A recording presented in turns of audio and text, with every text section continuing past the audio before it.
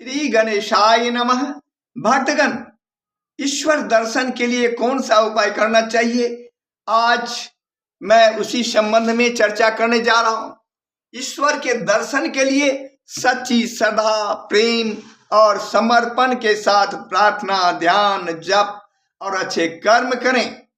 मन को शांत रखें, इंद्रियों पर नियंत्रण करें और संतों का मार्गदर्शन लें, क्योंकि भक्ति और शुद्ध हृदय से ही ईश्वर का अनुभव होता है, जो केवल एक भावना या अनुभव है, न कि कोई बाहरी वस्तु।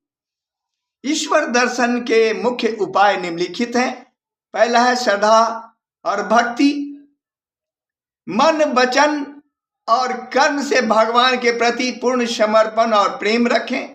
दूसरा है उपाय ईश्वर दर्शन का साधना और ध्यान। नियमित रूप से प्रार्थना, जप और ध्यान करें, प्राणायाम करें। इससे मन शांत होता है और एकाग्रता बढ़ती है।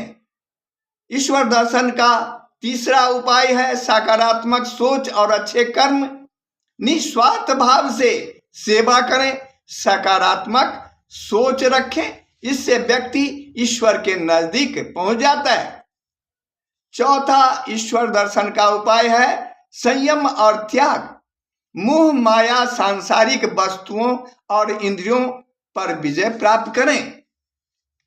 और पांचवा ईश्वर दर्शन करने का उपाय है गुरु मार्गदर्शन। ज्ञानी संत और गुरु से ही ज्ञान लें, वे ही ईश्वर प्राप्ति का मार्ग दिखाते हैं। उनके ज्ञान से दिव्य दृष्टि प्राप्त होती है। और छठा ईश्वर दर्शन का उपाय है ईश्वर का स्मरण। प्रभु के नाम और लीलाओं का नियमित रूप से चिंतन करें। ईश्वर का अनुभव कैसे होता है, आइए उसके बारे में भी चर्चा करते हैं। एक होता है भीतरी अनुभव। ईश्वर का दर्शन एक गहरा अनुभव है जो बाहरी मूर्ति या चमत्कार से अलग है। यह हृदय की पवित्रता से आता है। गुरु के माध्यम से संत ध्यान के दौरान तीसरी आंख ध्यान केंद्रित करने और गुरु की आंखों में देखने के लिए कहते हैं, जिससे दिव्य दर्शन हो सकता है।